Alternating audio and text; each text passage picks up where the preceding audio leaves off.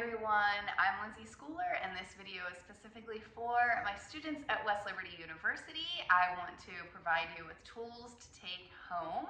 You can turn to this video anytime that you need, but I really want to encourage you to practice all of the techniques through and make note of the ones that feel especially good or helpful or resonate with you, so you can turn to those in times of high stress.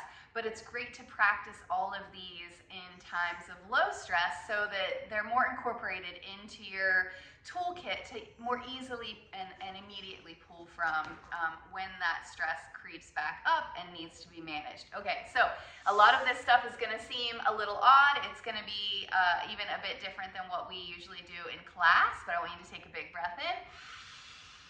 And a slow sigh out. Science is showing so good to let it have a sound. Let's do a couple more. No rush. Big breath in. Big sigh out. Nice. Let's move our shoulders with it. Inhale them up, up, up. Sigh and drop them down. Again, that sound so helpful. One more big breath in. Shrug your shoulders up, exhale, drop them down. Nice. Now, remember too, there's no perfect amount of repetitions or amount of time to do any of these, so you could do just a few, or you could do quite a few more than what I'm offering here. Okay, another great tension reliever in times of high stress is to use sound and tapping. So we're gonna tap either with our hands or gentle fists, and we're gonna make some sound here.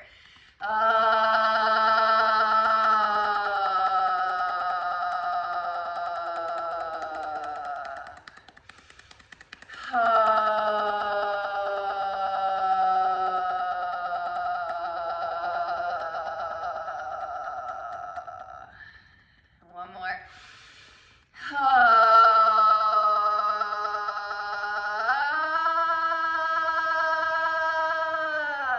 So if you're someplace that you feel safe making a little bit more noise, you can get a little bit louder, but it's important to calm and ground ourselves afterwards. So maybe hand to belly, hand to heart, or both to one of those spots.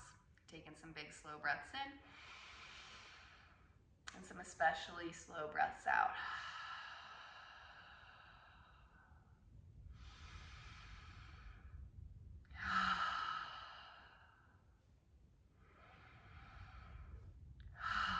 Nice. Then we can give our hands a shake. Maybe shake out your legs as well.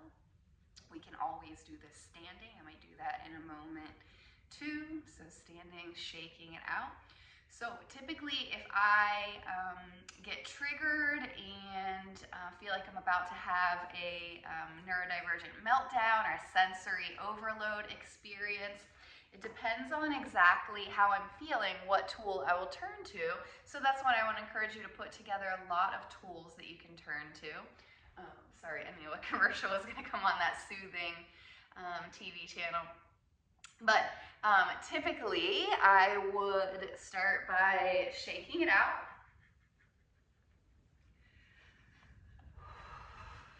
Maybe going back and forth between bouncing. Your feet don't even have to leave the ground. You keep your toes kind of grounded and bouncing and or shaking it out. So these are also things that I might be a little hesitant to teach in class in person, or that folks might be a little bit hesitant to practice in a group. And so I just want to make sure that you have these tools that you can practice on your own or in a safe place with people that you trust. It's okay to have these releases around. Then I would definitely use sound. And it's okay to lay down for any of this as well. We can also lower cortisol by doing these butterfly taps or crossing the midline, taking some big deep breaths. This is a great one for first thing in the morning when you wake up. I like to switch my hands too. Our cortisol spikes in the morning, especially my neurospicy fellow friends.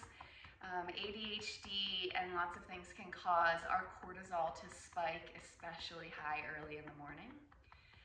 And these bilateral taps can be really helpful. Now, it can be helpful to also tap on the sternum, and tapping the chest can be really helpful. But if that doesn't feel good to you, or you need something a little different, we can tap up and down the legs. And you can go a little slower or faster than what I'm doing here. Those specifics are really up to you. But this is really great for lymphatic health and kind of getting things moving as well. So sometimes when we feel stuck or stagnant, or super stressed out in our mind, we need to get things moving and flowing in our body. So tapping all over the legs, super helpful. You can also come up to the low back, give the kidneys a nice pat, the sides and our belly, up to our ribs. Again, we did the chest, the sternum. Then you can also do tapping on the forehead here. You can do one hand at the center or above both eyebrows. You can go below the eyes, right at the top of your cheekbones. And making sure we're breathing steady, sighing it out anytime. We can come to the upper lip.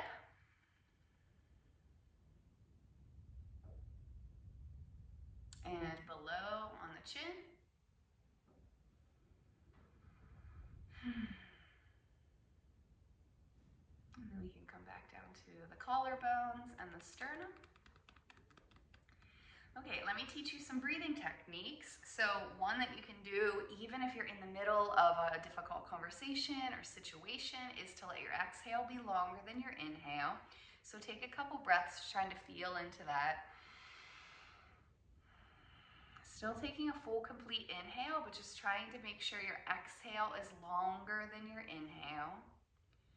So that's a subtle grounding, centering breathing technique.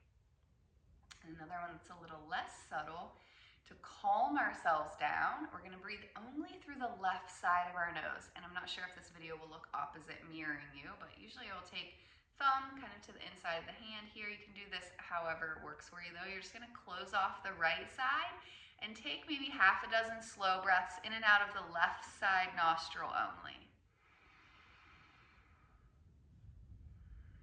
I also like to or tend to close down my eyes when I'm doing some calming breaths. I'm taking away that visual stimulus and giving my eyeballs a break. That may or may not be helpful for you. Again, always recognizing and honoring that we are different people with different bodies and brains and lives and needs.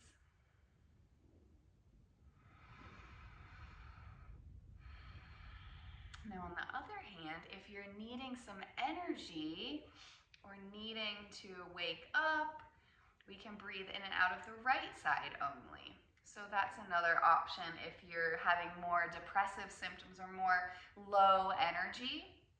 We can try shifting to breathe to cover up the left and breathe only into and back out through the right side. Yeah, the right side for energy, left side for calming. So now you have those tools in your toolkit, and you can take just maybe half a dozen breaths that way, or you can breathe that way for several minutes. Again, just kind of staying in tune with yourself and intuitively feeling into and noticing. And all of that will grow with practice over time. Let's take another big breath in. Another slow sigh out. Another breathing technique here. Take a big breath in. Hold at the top of that breath for a moment, but relax your muscles. Take in an extra sip or two at the top. Then blow like you're blowing out a candle. Make that exhale last as long as you can. We're gonna do that a couple more. Take your time, big breath in. Extra sip at the top.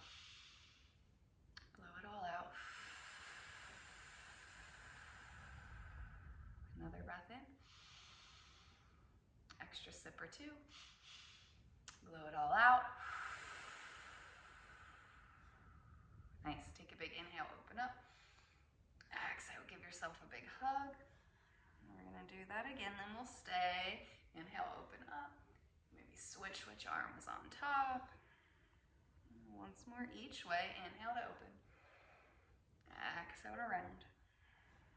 One more. Inhale to open. Exhale to round. And then we're gonna stay here for a couple breaths with our chin tucked. Feeling that stretch into your upper back. breath, stretching those muscles. We're gonna open up again, just having noticed which arm was on top that time. We're gonna come back to switch and bow our head, couple breaths.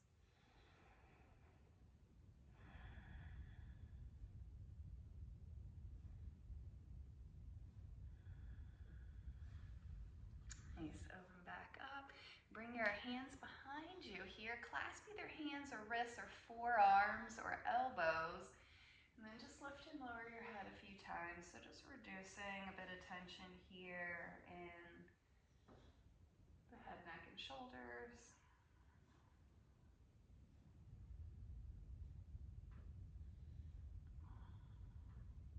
And remembering our cat and cow, rolling that movement up and down the length of our spine. And we can do these spinal movements seated, standing, or in tabletop, of course.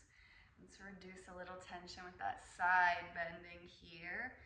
Now, sometimes when you're trying to relieve some built up tension in the body or in your system in general, it can be helpful to move a little more quickly or move a little bit more fluidly, but sometimes it can be helpful to come into a gentle stretch and just stay for a few breaths. So that's what I'm feeling is helpful for me here today. So just feel into, for you, whether you want to keep going side to side or stay with each breath for a few breaths. Remember, we can also support our head in this, which is going to take the stretch really out of the neck and down more to the lower sides of our ribs and waist. But if your head or neck is feeling especially tense, giving a little bit of support can be nice. Same thing with hands behind the head for a little front to back, or that side to side.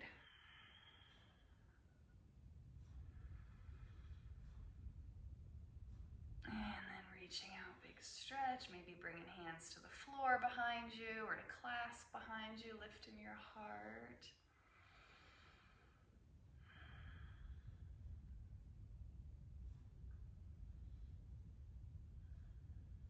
Be lifting the head or tucking the chin or a little bit of both. And then a little somatic movement here, bringing the feet out in front, just rocking the knees side to side. You can just lean back on the hands or the elbows, or you can lay all the way down to do this. In which case, maybe making a pillow with your hands, whatever works for you. Just rocking the knees side to side with as little effort as you can. So these are great for winding down after we've done something to get that big somatic release. Shaking for several minutes, putting on one of your favorite songs, or a song you never heard before maybe, and dancing for a couple minutes. Shaking, tapping, that loud sound with the taps on our chest. All of this slower stuff is going to be great to wind down after we gave ourselves that initial expression or release or discharge of that big energy or anxiety that we might have been experiencing. And then a simple, great restorative shape is just knees bent, feet wide, knees fall in together, and hands under the head if that feels okay to you. Now another great way to ground and center and hit the reset button for our nervous system, for our brain, is to take it in inversion, to get our legs above our heart, our feet above our head. And so if you have a wall, this is where it's going to be amazing to scoot sideways all the way up against the wall, then swing your legs up the wall so that your hips are as close to the wall as you can get. They might be touching, or if your legs or hamstrings are a little tight, you could scoot a little further away. If you don't have a wall, it just takes a little more effort to keep our legs elevated here. You could always keep a hold of them if that's easier, or you could rest them on a chair, so they don't have to be all the way straight. You could have them like this on a chair or couch or bed. Just elevating the legs is going to release tension from our low back and our spine, and this inversion is, again, a great reset. So This is one that I would come to probably at the end of doing a few things to get myself regulated, grounded, and centered. And I would generally stay in this legs up the wall for several minutes, 3 minutes, 5 minutes, 10 minutes. It's safe to stay here quite a while, as long as that feels safe to you. And remember, you have options. You can just hang out with using as little effort as you can to keep your legs in the air or against the wall. You could take them a little wider, which can be a great tension reliever for the hips and pelvis here, especially because our back is straight and supported against the floor. You can bring the soles of the feet together, and if you're at the wall, they can be on the wall here, or you could just bring those butterfly legs back down to the floor for a few deep breaths. And again, remember, those sighs are great all throughout our practice, all throughout our day. Giving yourself permission to breathe a little louder, to sigh a little more often.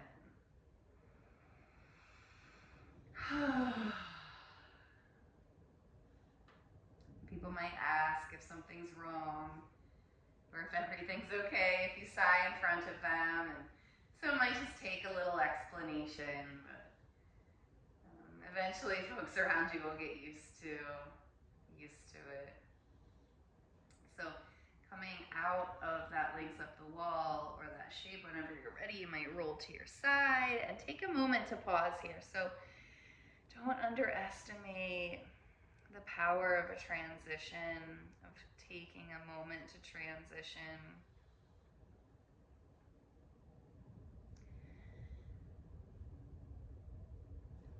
And so no rush whenever you want to make your way back upright.